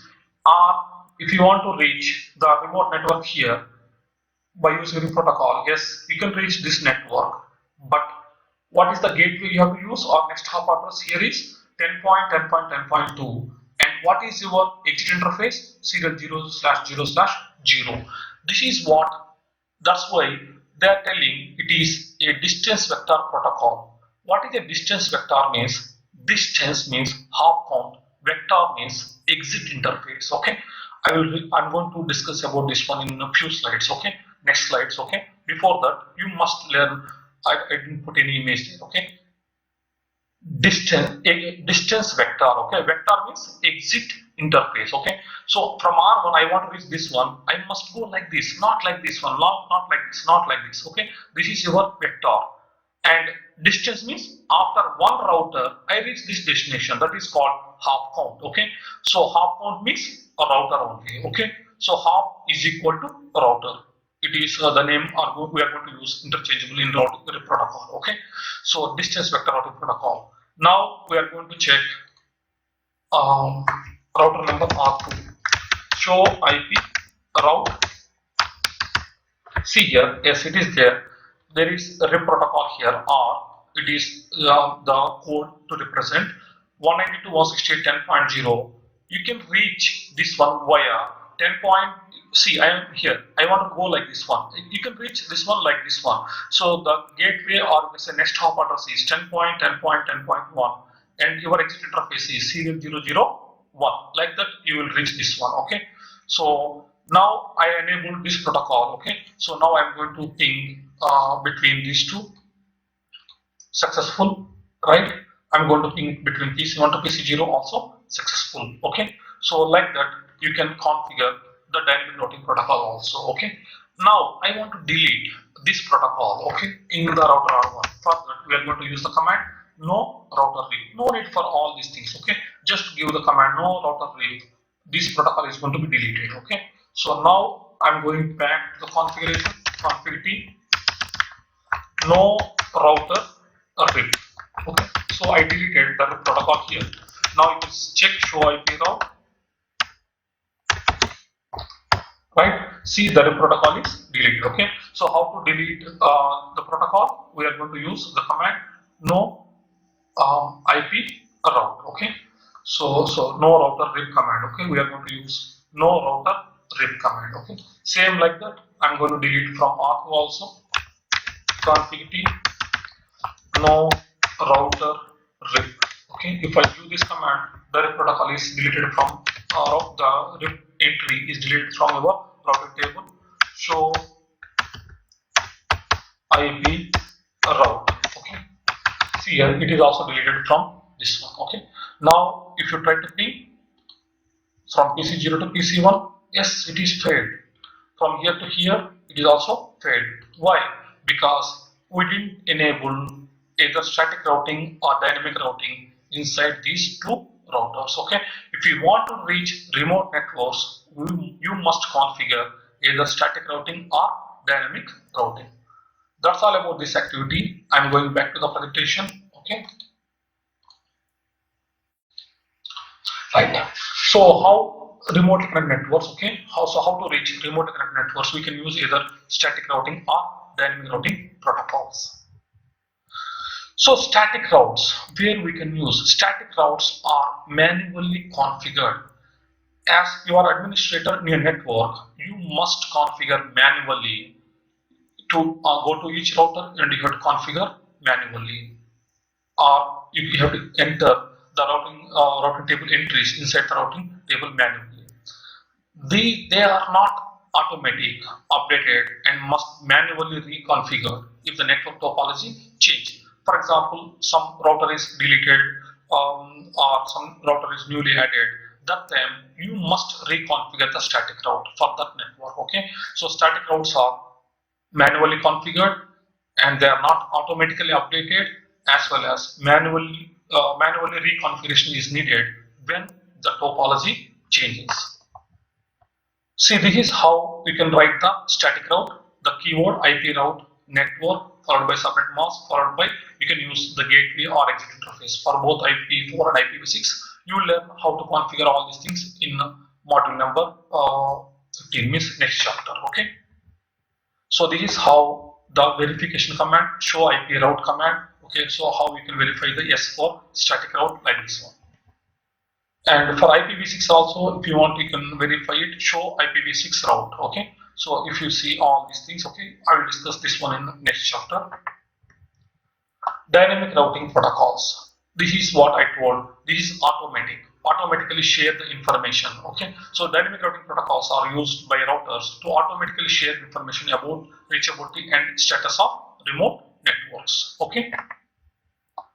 So if you want to check, there are different protocols are available. For example, RIP, show IP route, RIP is like this one.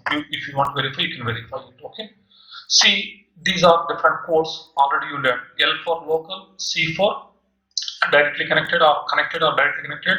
S for we're going to say static route. O for the OSPF. Okay. Star means this route is a candidate for default route. Okay. If you configure default route, we'll see this one in next chapter. Okay. This type of model route. Next, we are completed the first part here. So what are directly connected networks? What are remote networks? Okay. So to reach remote networks, we can use either static routing or dynamic routing. Now we are going to enter the next concept is default route. Default route is one type of static routing. Okay. See where we can use the default route. For example, see the picture here. This is the local network, your router R1. This router is connecting with one more router from their ISP.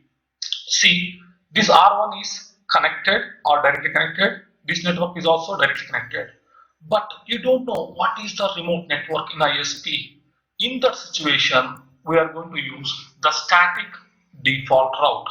Means the routing table entry, we don't specify the remote network with subnet mask. See here, we don't know what is the remote network here because the public cloud, they are using different network, this one. That time we are going to use the default route. So this one. And also one more situation is called stub router. So this default route also called a stub, this one where we are going to configure, that is the stub router. What is stub? First of all, okay, stub. For example, take my home. I have only one entry and one exit. It means I have only front door. If I want to go outside, I can go by front door. If I want to come in, I can come by front door only. This is the situation number one. If you go to the next situation, for my house, I have front door and back door. If I want, I'll go by back door. Sometimes, if I want, I'll go by front door. Means there are two paths. Okay. So, which one is stub? Only one door. For example, for my house, I have only one door, single exit point. to entry and exit. That is called a stub. For example, for my house, I have two entry and exit points. One is front door, one is back door. That is not stub. Okay, stub means only one entry and one exit point here. For example, this router R1 has only one exit point to reach ISP. In that situation, we will prefer the default route. Okay, that is also one more context. Okay, so the router R1 doesn't know about the destination network. See, if you check the routing table entry, we don't know how to reach the destination network because we are not entered. That time, you don't know the remote network, you are going to write the destination network is 0000. Subnet mask is also 000. That like that we are going to configure the default route. Okay, so but I'm going to explain this one more detail in next chapter. Okay, coming back to the theory, the default route specifies the next hop router to use when the routing table does not contain a specific route that matches with destination IP address. Okay, that is the first one. Next one is the default route can be either a static route or learned automatically by dynamic routing protocol. See here, for example, if you are using different OSPF protocol, these protocols will learn the default route automatically. Okay, so the default route can be either static route or learned automatically by this one. But the point here is, in default route, the network is zeros and subnet mask is also zeros. Okay, so for example, I want to show back, come back here. Okay, I want to show you. So how to configure the default static route? See here. For example, I write IP route. As you know, this is the remote network. I don't know what is the remote network there. That time I can write network is 0, 0, 0, 0. Subnet mask is also 0, 0, 0, 0. That is called the default route. This is remaining all same, right? So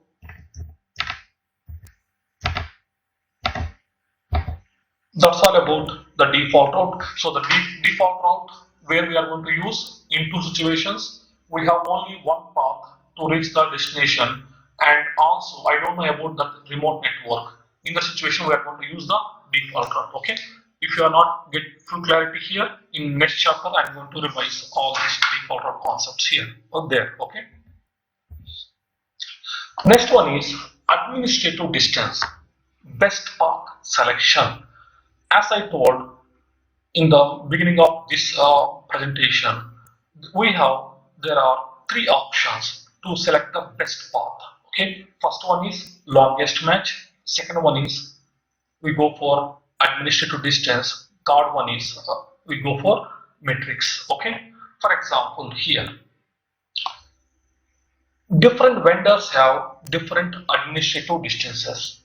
For example, Cisco is going to follow, these are the administrative distances. Okay, for example, I'm talking about Cisco. In Cisco, the administrative distance for the directly connected network, the administrative distance value is 0. For static route, the administrative distance value is 1. EIGRP summary route is 5.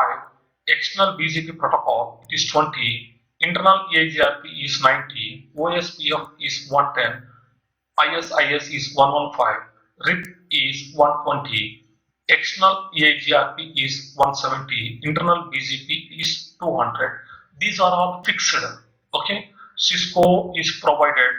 If you want to use their devices, you must remember all these administrative distances. Okay, so for example, I am using a different vendor like Huawei devices. Okay, at that time we are not going to say administrative distance. In Huawei devices, they are telling it is a preference. Okay, so they are not talking about administrative distance, they are telling preference. So they are using the same protocols. Protocols is not the issue there. The point here is different vendors have different administrative distance values. So they're telling in Cisco administrative distance, but in Huawei devices they're telling it is a preference. They have their own values. Okay, so but now we are learning with Cisco vendor, so you must learn about this one. But just I want to compare this two. I'm giving the next video, next slides. Okay, the RIP protocol I'm using, the administrative distance is 120. Please note this one. For OSPF, the administrative distance is 110. Okay. So what is administrative distance and where we are going to use this concept? Okay. See here, I'm giving case 1 in this situation. Okay. For example, we have two routers R1 and R2. See, R1 is connecting with this network 192.160.10.0/24 net local network, and R2 is connecting with 172.10.10/24 local network. From R1, I want to reach this network. This is my source R1. I am at R1. Okay, this is my source. This is my destination. From R1, I want to reach this destination. I have two routes. Okay, I have how many paths? Two paths are available. Route number 1 and route number 2. The first route is configured with the RIP protocol. The second route is configured with OSPF. So which route I will prefer to reach my destination? Either route 1 or route 2.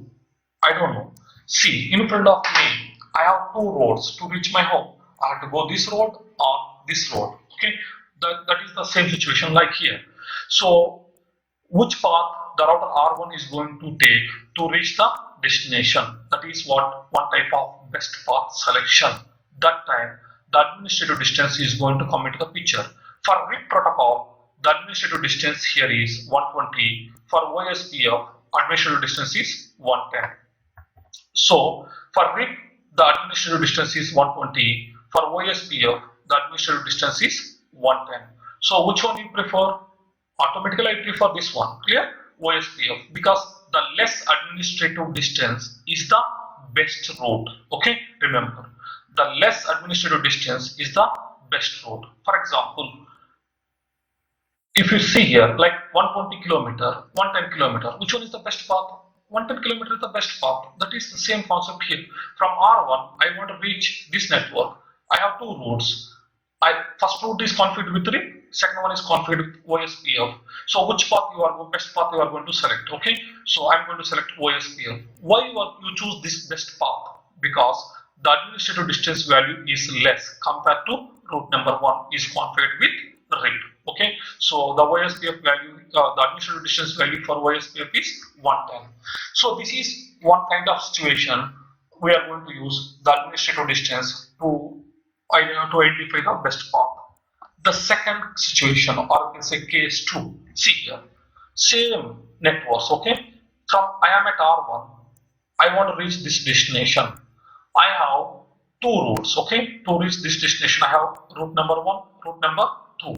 The point here is both routes are configured with RIP protocol. See here, the route number 1 is configured with RIP, route number 2 is also configured with RIP. Which route you are going to prefer? This route or this route? I don't know. This time the administrative distance is going to fail because both routes are configured with RIP protocol. Both have administrative distance 120. At that situation, we are going to use the next one is called metric. Okay, so the metric is another mechanism to identify the best path. Okay, so the RIP protocol is going to identify, it is going to use the metric called hop count. Okay, so the RIP protocol is going to use metric called hop count. What is a hop? Hop means router only. Okay, hop means router is equal to hop. Both are same. So in RIP protocol, the administrative distance values are same here. Now we are going to check the metric. Okay, so the RIP protocol is going to follow the metric is hop count. So hop count means a router count. That is the meaning. See here, for example, so I am at R1, I want to reach this network R1. After two routers, I reach this destination. See here, I am at R1. I am going like this one, router number 1. I am going like this one, router number 2. Means how many routers I have to cross? 2 checkpoints. Okay, so hop count value is 2. See, from R1 I am going like this one. This is checkpoint 1, checkpoint number 2, for example. Okay, so after 2 checkpoints, I can reach this destination, or you can say after 2 routers, I can reach this destination. So the hop count value is 2.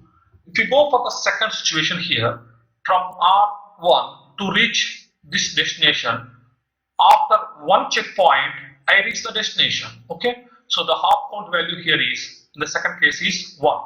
So I am here. After 1 router, I reach this destination here. Okay, so the hop count value is 1. So if I go like this, the hop count value is 2, means after 2 routers, I reach this destination. Okay, if I go like this one, after 1 router, I reach the destination. So which one is the best path? This one is the best path. So this is called metric. Okay, so where we are going to use metric, the administrative distance values are same, or the both paths contain the same protocol we are configured. That time the metric is coming to the picture. Okay, so coming back here, this one. Okay, so what is the purpose of administrative distance? Administrative distance we are going to use for best path selection. If a router has multiple routing protocols configured and static routes, it is possible that routing table that might have more than one route source for the same destination network. So Cisco IOS uses what is known as administrative distance to determine which route to install in the routing table. Okay, so by using administrative distance, that is the best route, it is there in routing table entry. So the important point here is, the lower the AD administrative distance, the more trustworthy and the best path. Okay, that is the meaning. Okay, so the lower administrative distance is the more trustworthy and the best path. Okay, so that's all about the administrative distance concepts here. Okay, and so totally we learned totally 3 concepts how the router will choose the best path in 3 ways. First one is AD value, administrative distance value. If administrative distance is same, it will go for metric. Okay, so each protocol has separate metrics. Okay, so based upon metric, it is going to learn. The last one is longest match. Okay, so this is what we learned in the starting. Okay, so totally there are 3 ways in Cisco to choose the best path. Now we are entering the last objective, 14.5, static and dynamic routing. Okay, so before going to this one, I'm going to recap what we learned in objective number 14.4, right? So in 14.4, we learn about IP routing table. Okay, so in routing table contains directly connected and remote networks. Okay, so directly connected means networks which are directly connected. Remote means not directly connected. So the routing table entries are available inside the RAM. So you learn this one, how to configure, you verify how to verify this one. So how you can reach the remote network, static and dynamic routing, you learn how to configure and how to verify this one.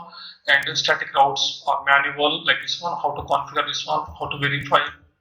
And dynamic routing protocols automatic like this one, right? So what are the different codes, we learn how to identify which one is directly connected, which one is static route like that.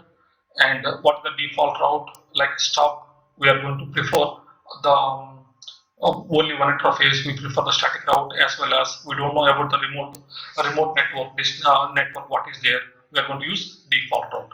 So mostly we prefer the default route in to connect to the ISPs. Okay, this is the diagram. And administrative distance, to choose the best path we use administrative distance. So Cisco is given the administrative distance for different protocols and static routes. These are the numbers you have to remember. These numbers are fixed. Okay, so this is the concepts how to understand this administrative distance concept. So the router choose the best path based upon 3 ways: AD values, administrative distance value, metric, and longest match. Finally, we are entering the last one, 14.5, static and dynamic routing. So in your network in CCNA 2, there is no concepts about dynamic routing. We are not going to configure, test everything. Okay, we are going to learn only static routing. that is in chapter number 15, okay, or module 15, okay. But I'm going to give the overview of static and dynamic routing here. See, what is static and dynamic routing? What are the differences? How we are going to compare all these things? Okay. See here, static and dynamic routing are not mutually exclusive. Rather, most networks will use a combination of dynamic routing protocols and static routes. Okay. So static routing is different and dynamic routing is different. But in our enterprise networks, we prefer routing protocols as well as static routes. So static routes are commonly used in the following scenarios. Okay, so static routing routes means they are manual, means the administrator manually enter the routes inside the routing table entries inside the routing table. Okay, manual. Okay, so as a default route forwarding packet to service provider. Okay, I told you the default route we can use to connect to the service provider ISPs. Okay, for routes outside the routing domain are not led by dynamic routing protocol. Okay, in that situation. Next one, when the network administrator want to explicitly define the path for specific network in that situation for routing between stub networks. Okay, so in this situation also we are going to prefer the static routing. Static routes are useful for small networks with only one path to outside network. That is, I already discussed this one. Because of we are administrator, we are going to configure everything. There is more security. Static routes are more secure compared to dynamic, because static routes there is no exchange of data. Okay, only whatever you configure it will blindly follow. If the link is failed, the packet will not forward it. Okay, that's why it is more secure. Okay, security. Okay. See here, when we are going to use the static routing and dynamic routing scenario. See, for example, we have 1, 2, 3, 4, 5, 6, 7 routers like this one. Okay, small topology. We will easily configure the static routes. For example, here, this is connected, this is also connected, this is also connected. All these becomes the remote networks. Okay, like that. How many remote networks you have to configure? For example, I am at this router. I am connected for these 4 and this one. 4 remote. This is also remote. This is also remote. Okay. So 1, 2, 3, 4, 5, 6 remote networks I have to configure for route number this one. Okay. For example. Okay. Like that. In small topologies, we will prefer static routing. But see here, the network is like this one. We don't know how many routers are there. Very difficult to count. That time, in this type of scenario, we prefer dynamic routing. Okay, dynamic routing is automatic, but static routing is, this is a static routing scenario, it is manual. Okay, but dynamic routing scenario, we are going to prefer automatic. Okay, next one, dynamic routing protocols. Now we are going to talk about dynamic routing protocols are implemented in a type of network consists of more than just few routers. Okay, more routers we are going for dynamic routing. Dynamic routing protocols are commonly used in the following scenarios. It is automatic. Okay, in networks consists of more than just a few routers in the situation. When change in topology requires the network to automatically determine another path. For example, we are using Google Maps. I'm going in my car. Suddenly the route is closed. Automatically the Google path reroute the new route. That is what the dynamic routing concept. Okay, but in static routing, I'm going in my car, the road is blocked, I just block, that's it. But in dynamic routing protocol, it is not like that. It automatically determine any topology changes, everything. Okay, for scalability, as network grows, the dynamic routing protocols automatically learns about any new network. It is more scalable. No need to configure more number of static routes. For example, day by day your network is growing. If you want to add more routers, we will prefer dynamic routing protocols. Now we are going to compare the differences between static and dynamic routing. These what the previous slides it is summarized. Okay, see here. First we are going to compare one by one. Static routing and dynamic routing is there. First one, configuration complexity. Which one you feel more complex. Okay, configuration complexity in static routing, it is increased with network size. If the network size is increasing, the static routing configuration complexity is also going to increase. But in dynamic, independent of network size, you have 100 routers or 1000 routers or 10,000 routers, doesn't matter for this one. It will automatically talk and they will communicate. Okay, topology changes. For example, some network is added or some network or some router is removed. That time administrator intervention is required. As administrator, you have to go and you have to configure manually the static route, but here automatically adopts the topology changes. In topology changes, this is automatically adopt the new topology, any changes like this one. Next is scalable, where we can, it is fit the static routing and dynamic routing. Scalable, so the static routing is scalable or you can use suitable for simple topologies like 5 routers, 3 routers like this one.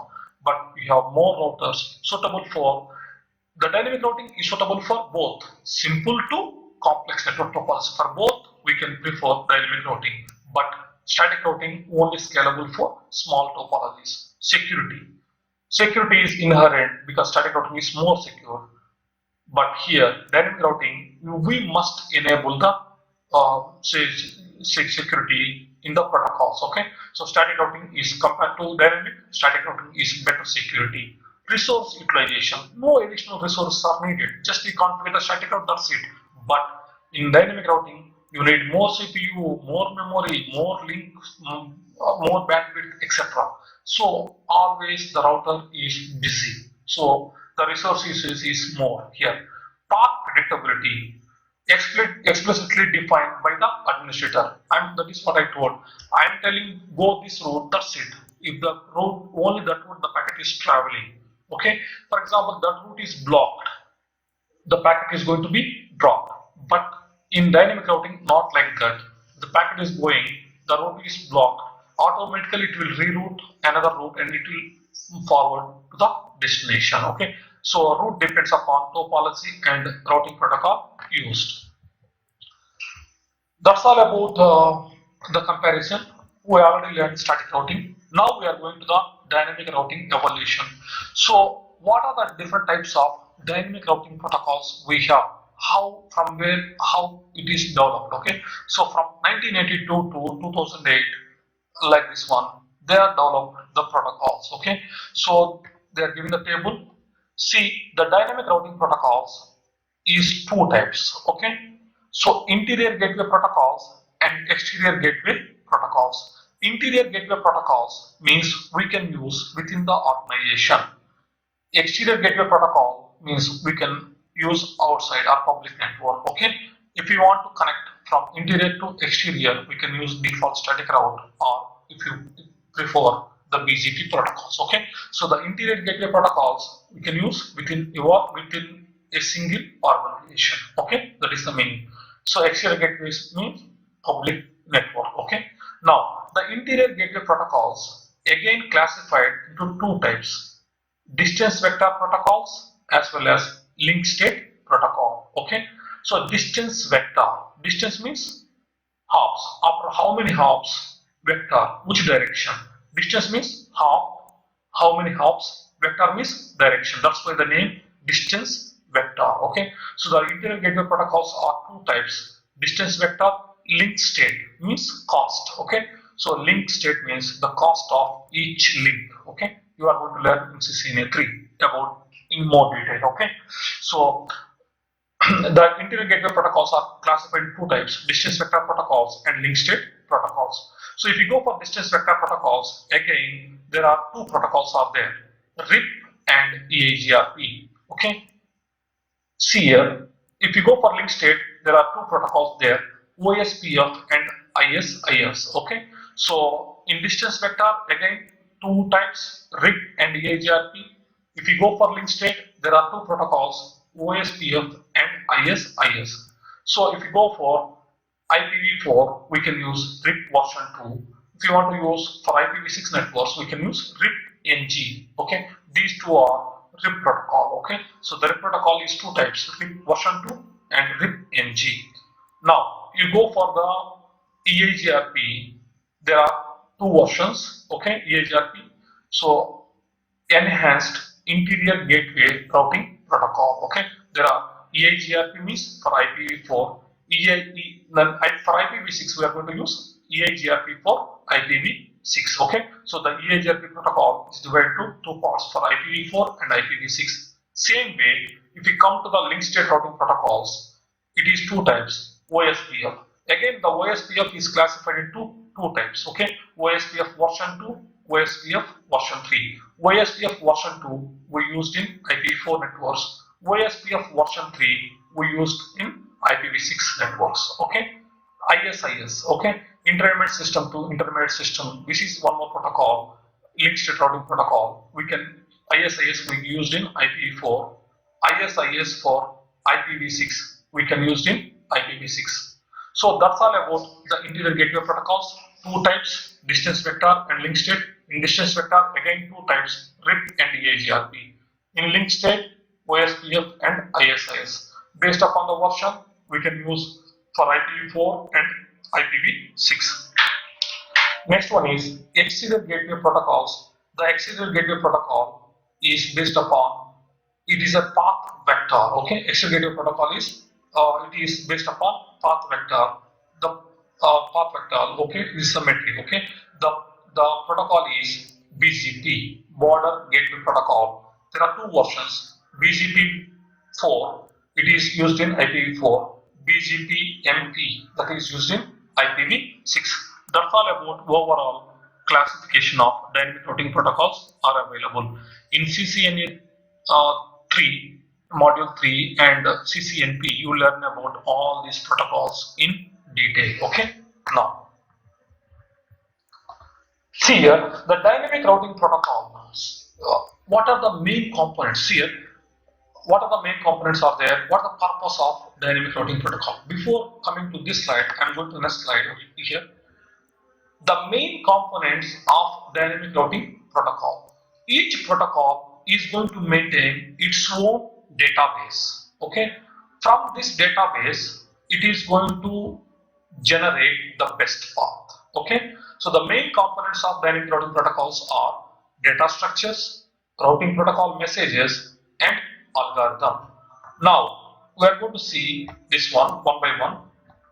See here, for example, I am using EIGRP protocol between these two routers. First, this router should know who is the neighbor. Okay, this router should know who is the neighbor. So the router is going to identify or going to create two tables: neighbor table and topology table. So this neighbor table and topology table is going to store inside the database.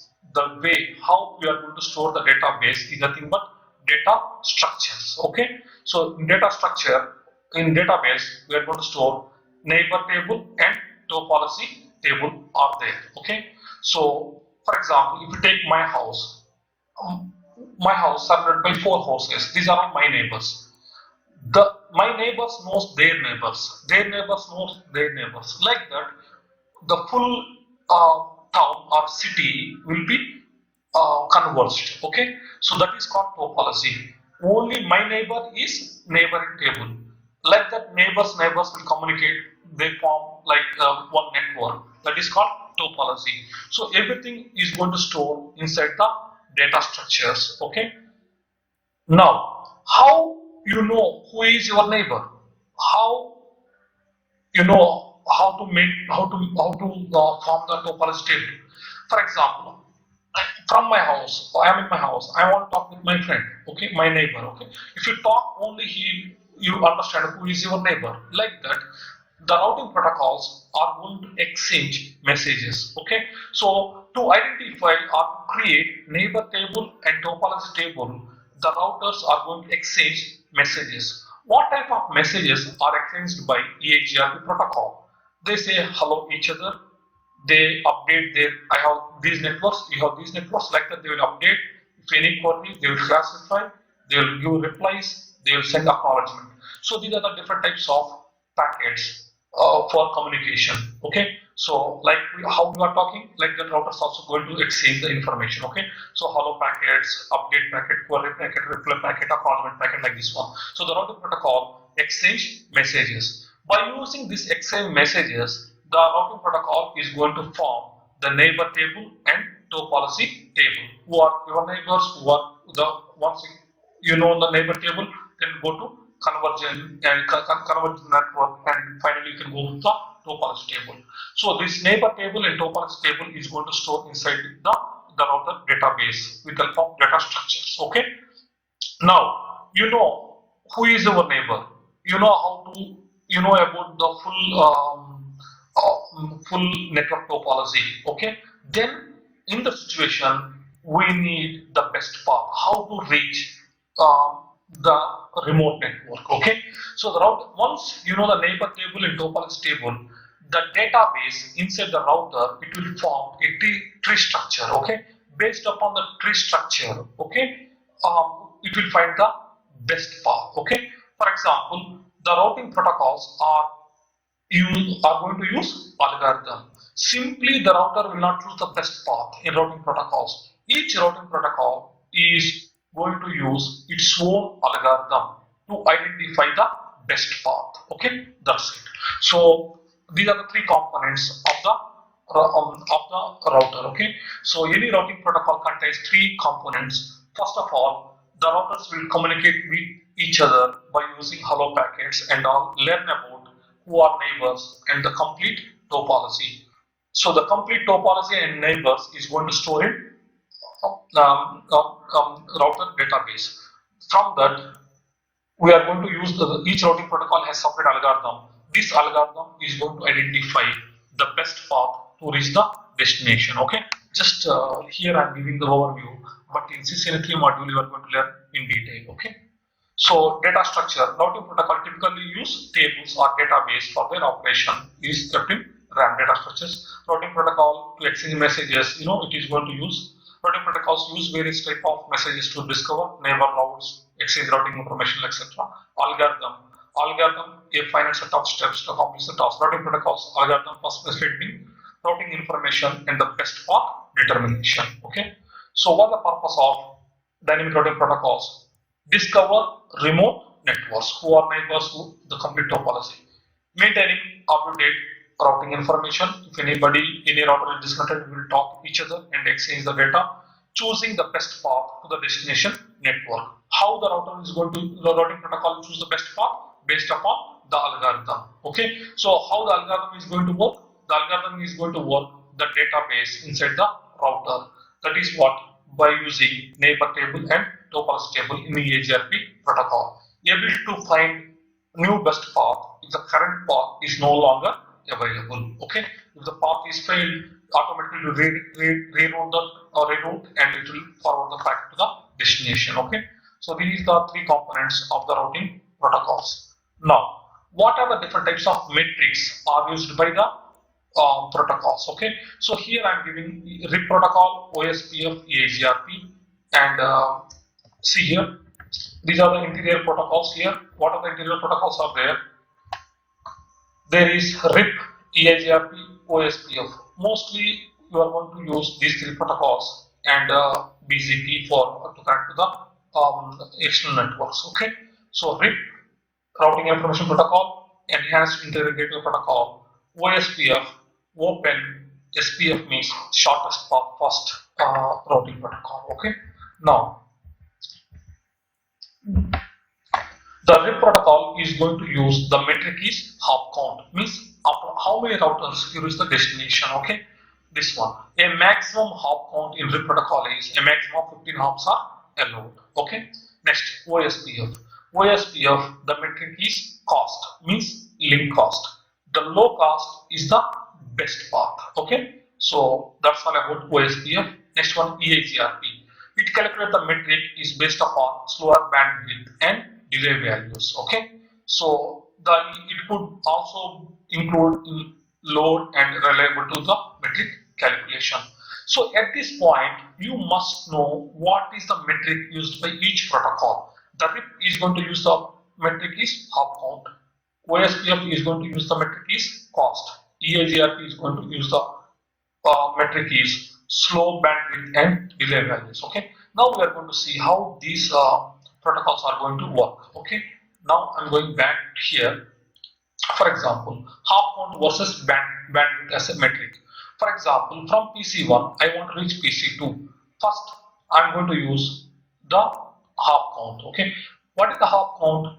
Number of routers. For example, the packet comes to R1 after, see here. See, I am here. After one router, I can reach the destination.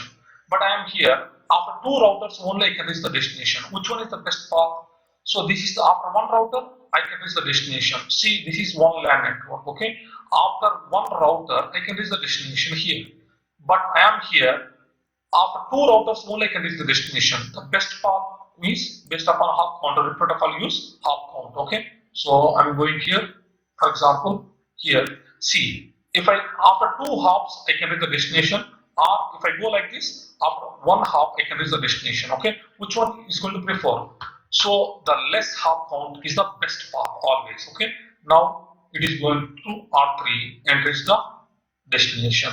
That's it. Okay, now the second one, for example, I'm going to use bandwidth as a metric. Okay, the packet comes to the router.